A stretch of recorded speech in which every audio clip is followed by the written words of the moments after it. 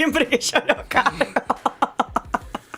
Nos vamos a meter con Juan Bautista Paiva. Él es doctor en comunicación, especialista en deportes y juventudes. Así es. Bueno, pensaba que vos sos doctor en comunicación. Mucho estudio. 15 años para lograr el doctorado. Sí, es un doctorado que hice en comunicación acá en la Universidad Nacional de La Plata y me especialicé en los estudios de la comunicación y la cultura y los estudios sociales del deporte, la intersección. Digamos, a mí lo que me interesa y lo que me he dedicado a investigar los últimos años es, bueno, cómo a partir del deporte podemos ver escenarios y fenómenos sociales mucho más complejos. Es más, había un antropólogo estadounidense, Clifford Geertz, que falleció ya hace un tiempito atrás, en el año 2006, que él decía, en pleno siglo XX, el deporte es un escenario re privilegiado para ver escenarios y fenómenos sociales mucho más complejos, mucho más abarcativos. Y mi estudio se centra en una crítica cultural del deporte para analizar analizar transformaciones relacionadas a la salud, fenómenos relacionados a lo que tiene al género, a la geopolítica, a las corporalidades, al mercado, a la historicidad del deporte, pero desde una clave cultural. Bueno, me focalizo en los Juegos Olímpicos, los megaeventos deportivos, pero para ver cómo cada Juego Olímpico, cada megaevento deportivo es una postal de una época determinada. Qué interesante, Juan, porque bueno, es un espacio en el que se cruzan un montón de aristas, ¿no? Pienso en el mercado. Es imposible que no te haga la pregunta esta ya, me la quería guardar, pero he mirado deporte desde muy chica. Esto quería preguntarte. ¿Vos cuándo te gustó el deporte? ¿Te diste cuenta ahí? A mí me pasa muy de chico que siempre me pasó. Nací en la década del 90. Década del 90 es sinónimo de televisión en Argentina, de la llegada, la privatización de los canales, la llegada de la televisión, la masificación de la televisación a color. Y me pasó que veía los deportes y veía más que lo estrictamente disciplinario, que lo estrictamente deportivo. Veía lo que eran esos estadios. Digo, ¿por qué este estadio es tan lindo? ¿Por qué hay tanta gente? ¿Por qué hay tantas banderas en un estadio olímpico? Entonces, mi pregunta siempre iba a tratar de entender lo que estaba más allá del deporte y lo que se quería comunicar o mostrar en términos de escena en lo deportivo. Después también me interesó, obviamente, lo disciplinar, lo deportivo, claro, los atletas, las atletas, todo eso me interesó, pero siempre me interesó ver la construcción de los escenarios deportivos. ¿Por qué están tratando de comunicar esto que están comunicando? Y eso también fue muy difícil también, porque generalmente en nuestro país, ustedes han estudiado comunicación, desde el campo de la comunicación, generalmente el deporte, ¿a qué está asociado? Bueno, a lo futbolístico meramente, que no está mal, pero también a cierto sentido común, a cierta folclorización, a cierto como estereotipos que se construyen alrededor de las prácticas deportivas, que lo único que son reales en nuestra sociedad, están presentes, un poquito conversábamos hace un ratito de eso, pero a la vez también obturan esta posibilidad de pensar los fenómenos deportivos más allá. ¿Qué relaciones de poder se están jugando acá? ¿Cuáles son las desigualdades? ¿Qué es lo que me están queriendo mostrar? ¿Por qué motivo? Claro, como que vos, o sea, hacen un reduccionismo muy focalizado en el tema del folclore, las hinchadas y las otras cuestiones que hacen también al evento no se dimensionan tanto. Sí, y que son muy difíciles también de analizar. No son fáciles, valga la aclaración, porque me parece muy interesante. ¿Por qué esto no se profundizó? Yo no descubrí nada como tal, sino que recupero estudios, recupero investigaciones que se hicieron, algunas en el norte global, como ya mencioné, antropólogos, antropólogas que se dedican a investigar esto, por ejemplo, de Estados Unidos, de Europa, pero también en Argentina está habiendo en este momento el deporte.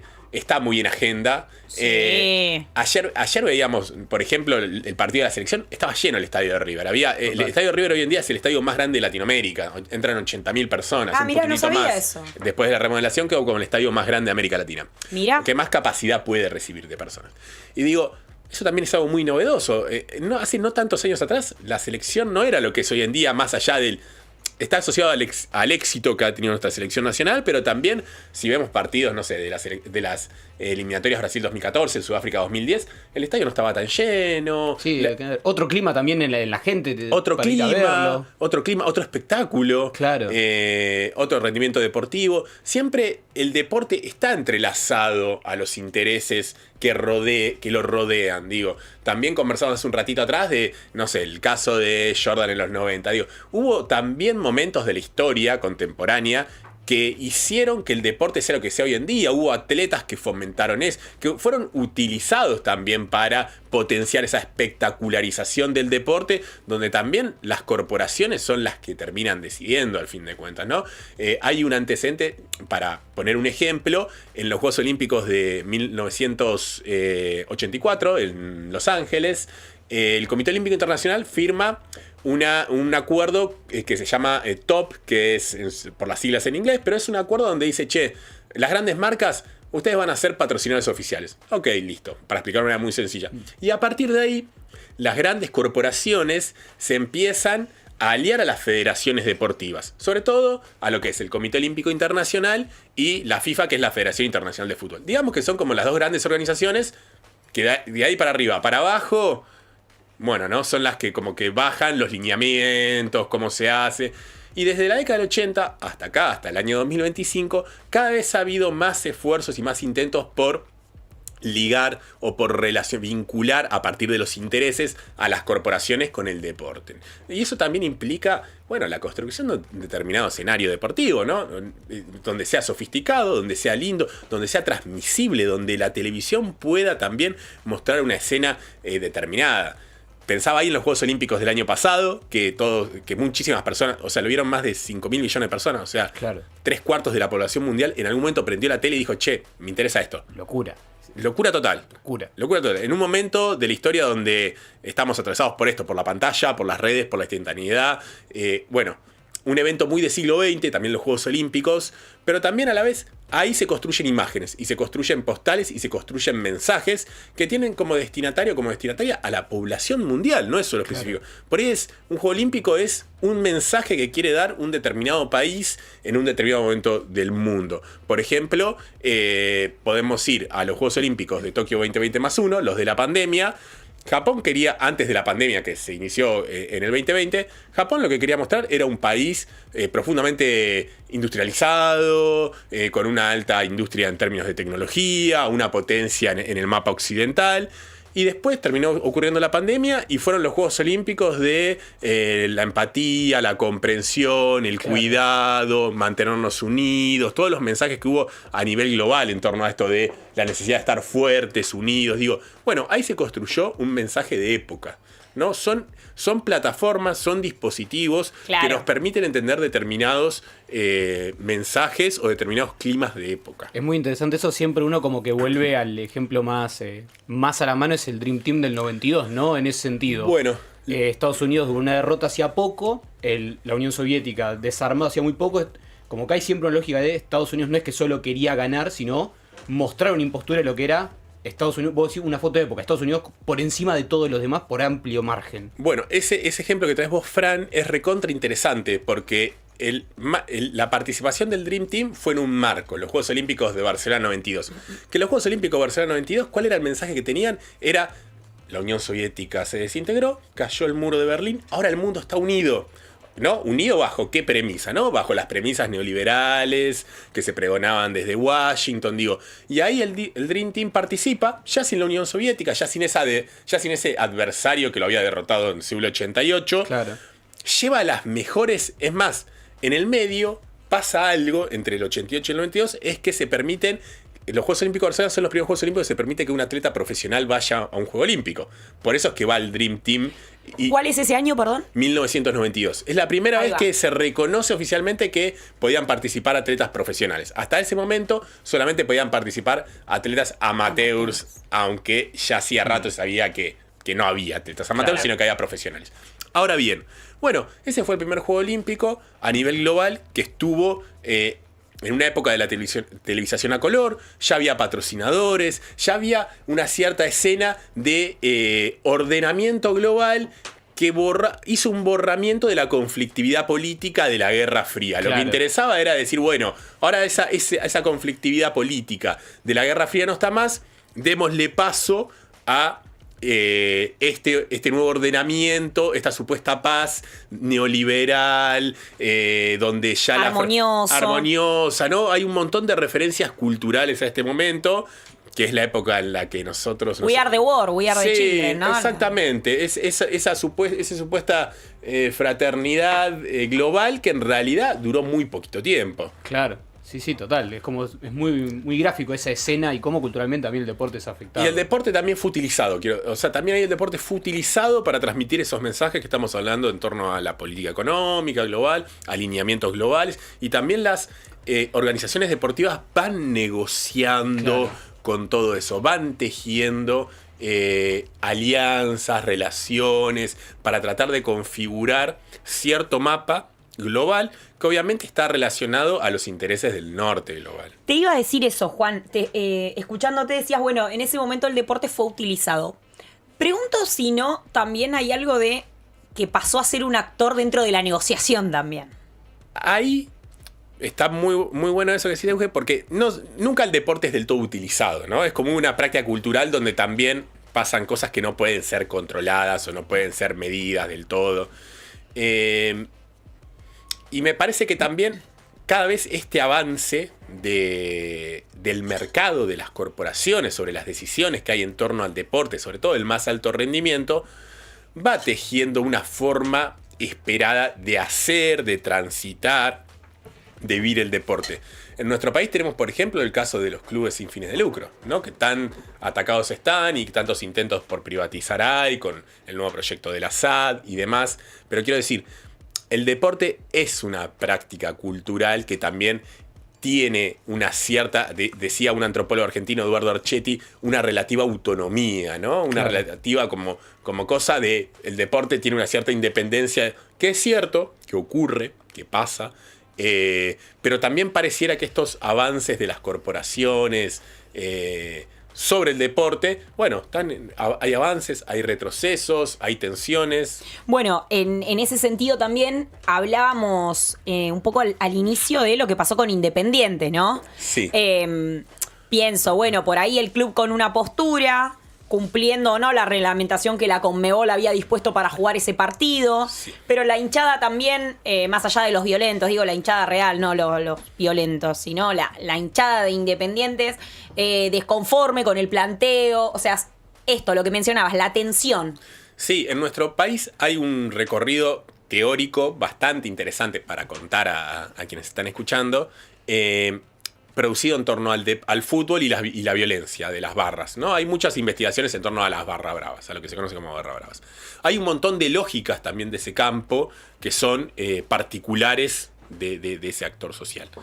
Ahora bien, no es muy complejo, pero muchas veces también está bueno reponer, al menos desde las ciencias sociales, que es a lo que me he dedicado, que también necesitamos una formación de recursos humanos, o sea, de personas formadas en esta temática, para poder analizarlo más allá de las narrativas mediáticas más usuales que solemos escuchar, que solemos ver, donde también hay una cierta estigmatización o hay una cierta... que también hay cosas que son reales y que también desde el Estado se debe abordar la creación de políticas públicas para resolver este tipo de problemáticas, ¿no? Se necesita de trabajos interdisciplinarios, se necesita de la producción de conocimientos, se necesita también de instancias académicas, estatales, que busquen soluciones a este tipo de problemáticas y no...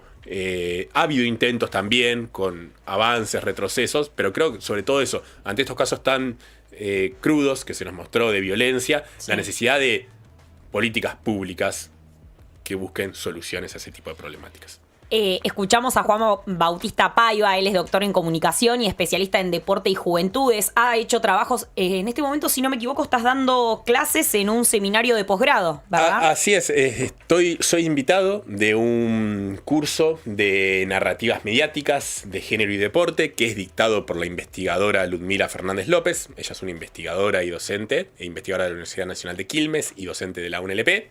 estoy como invitado, soy parte. Se organiza en el marco de la organización Comunicar Igualdad. Comunicar Igualdad. Están abiertas las inscripciones, así que si lo quieren, quien esté escuchando y quiera buscar este espacio, aún Bien. puede inscribirse. Muy bueno. Así que quería decir eso. Es un curso de no de posgrado, sino es un curso destinado a las personas interesadas en el área temática. Perfecto. Bueno, ¿querés decir de vuelta el nombre para así la gente, mientras vos buscás, sí, para que puedan así lo digo con presentarse? exactitud. Me parece muy interesante esto de qué es lo que pasa en esos mega eventos y cómo de ahí poder leer algo de las cuestiones que construyen a ese contexto. Sí, el Juan. curso es online, deporte y género, narrativas en disputa, y bueno, están abiertas las inscripciones en el marco de la organización Comunicar Igualdad. Bien. No, aparte de los megaeventos, como todo, esto dice, dar una imagen de mundo, dice Juan, y toda imagen de mundo, o sea, toda política exterior tomada en realidad es un reflejo de una política interior. La política exterior no es más que la política pública proyectada para afuera.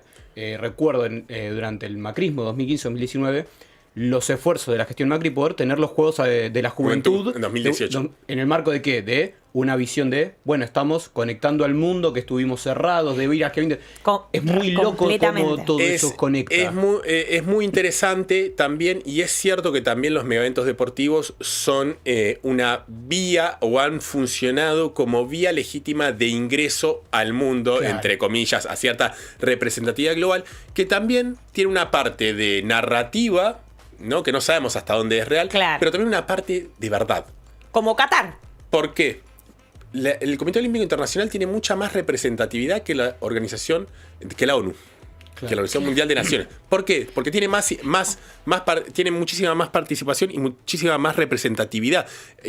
Los archivos de Suiza del COI, del Comité Olímpico Internacional, está lleno de cartas de naciones, sobre todo, que no son reconocidas por la ONU. Claro. Por ejemplo, el COI reconoció muchísimo tiempo antes a Palestina que la ONU como claro, Estado soberano, ¿no? También el Comité Olímpico Internacional reconoce al Tíbet, o ha reconocido, o está en negociaciones para reconocer al Tíbet, algo que la ONU no. Digo, ahí también se juegan otras esferas de la política, otras lógicas que también hacen, bueno, si, por hecho, una manera muy sencilla, si este organismo internacional dedicado a la representatividad política de las naciones y de los estados no me está dando importancia, no está atendiendo mi demanda, bueno, busco otro organismo, y el Comité Olímpico Internacional ha actuado como una contención para un montón de naciones y de estados no reconocidos. O incluso como un disciplinador, ¿no? En este ejemplo, por ejemplo, las sanciones a los deportistas rusos. Totalmente. Te iba a decir eso, ahora se está jugando el US Open, hace 3 años que no tienen bandera, ni en los Juegos Olímpicos, ni en los Grand Slam.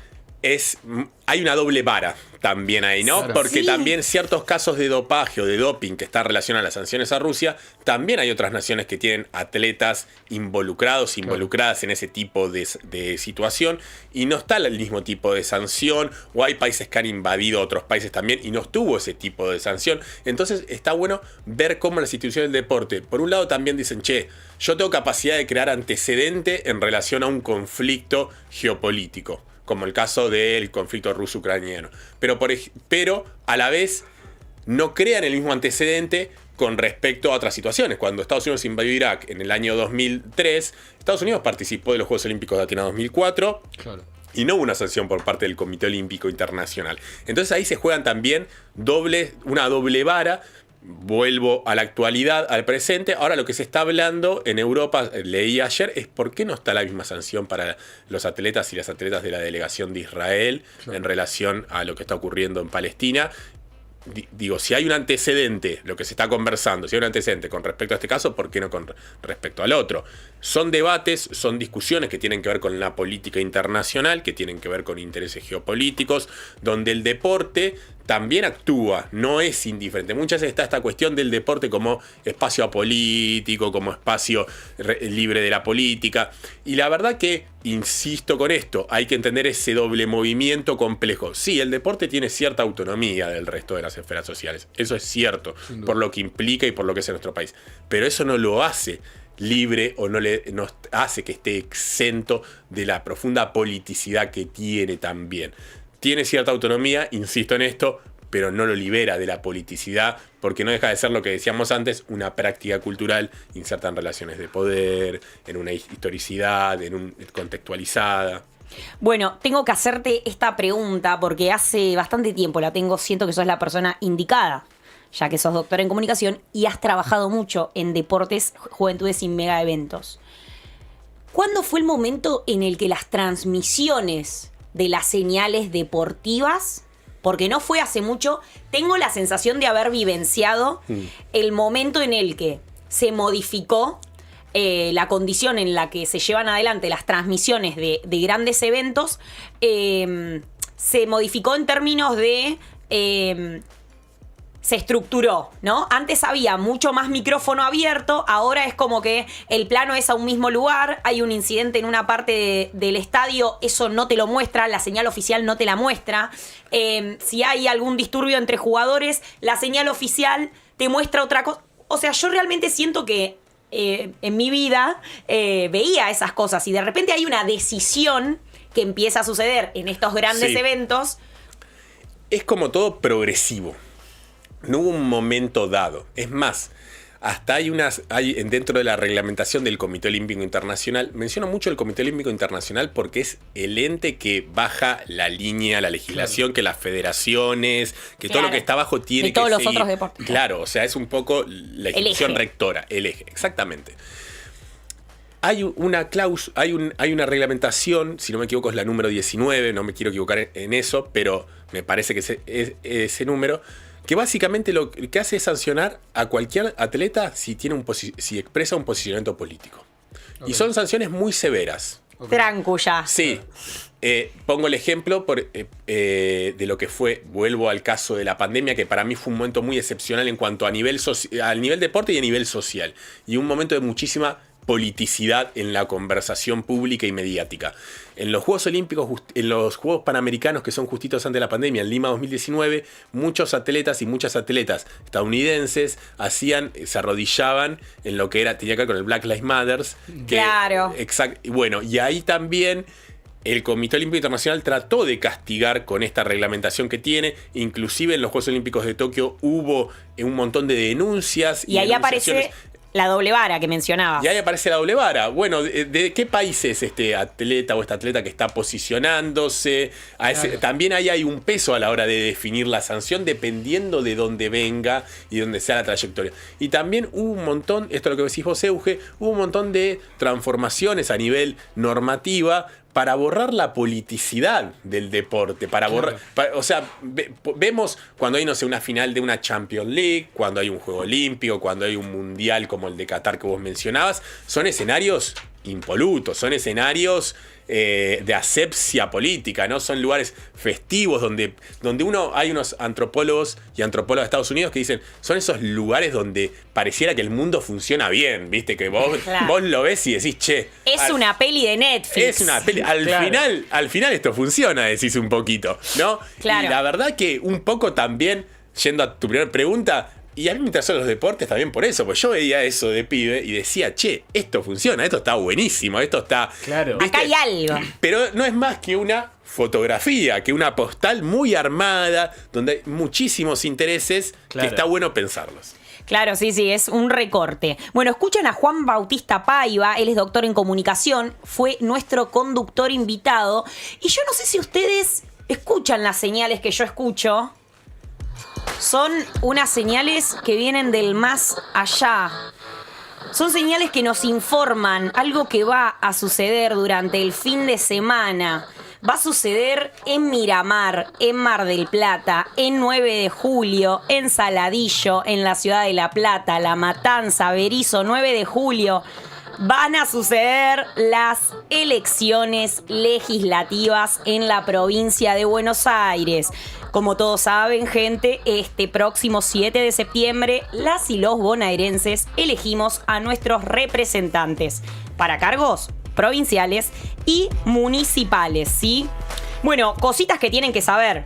Vamos a elegir 46 diputados y 23 senadores provinciales. Además, bueno, de los concejales municipales y los consejeros escolares, ¿sí? Bueno, la provincia se divide en 8 secciones electorales. Espero que ya toda la gente haya averiguado dónde vota, si le cambió el colegio de votación. Si no lo han hecho, no importa. Pueden entrar ahora mismo al sitio oficial de la Junta Electoral de la provincia de Buenos Aires, que es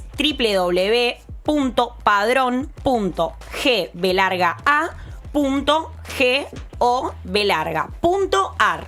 Bueno, es la página oficial de la Junta Electoral, como decíamos, ahí con su número de documento, código de seguridad, debe ser de alguna aplicación. Y el género, el CAPTCHA. Claro. Pueden creer que yo Lo que no dice le que meto no sos un nunca al robot. CAPTCHA, Claro. La verdad que siempre me cuesta. Pero busquen sí o sí, porque aparte para la elección de este año se cambió el lugar de votación del 90% del padrón. Así que no vayan confiados en el lugar donde votan hace 20 años.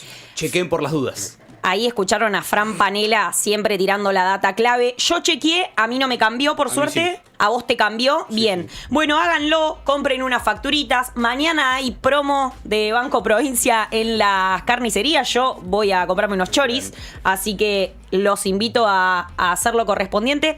Juan, muchas gracias por haber venido. A ustedes por haberme invitado y bueno, se pasó volando. La pasé muy bien. ¿La pasaste bien? Sí, muy bien, muy bien. Sí, muy tendría bien. que durar 2 horas más. Me quiero quedar hablando un montón de cosas todavía. La verdad es que es muy Deporte y interesante eso, sí. tu tema de estudio, realmente. Muy interesante Sí. tu tema de estudio. Fran, ¿vos la pasaste bien? Espectacular. Gracias. Espectacular. No, gracias a ustedes por Gracias invitarme. por ser el jugador número 12 de este equipo. Gracias, Flor, a los chicos de la operación. Gracias a la gente de redes. Ha pasado un nuevo programa de Otro Planeta. Me quedan unos minutitos, así que voy a aprovechar para recordarles que las elecciones las pueden vivir por la FM y la AM de la provincia de Buenos Aires. Vamos a estar haciendo una transmisión especial desde las 8 de la mañana. ¿Sí? Va a haber móviles en diferentes escuelas, boca de urna, gente que no encuentra la boleta, qué sé yo, qué sé yo. Bueno, vamos a estar contándote todo con el equipo de la radio pública de la provincia de Buenos Aires. Eso es todo por hoy. Muchas gracias, Fran. Muchas gracias. Muchas gracias, Juan. Gracias a ustedes. Gracias a ustedes por estar del otro lado. Nos vemos el viernes que viene en De Otro Planeta. Chau.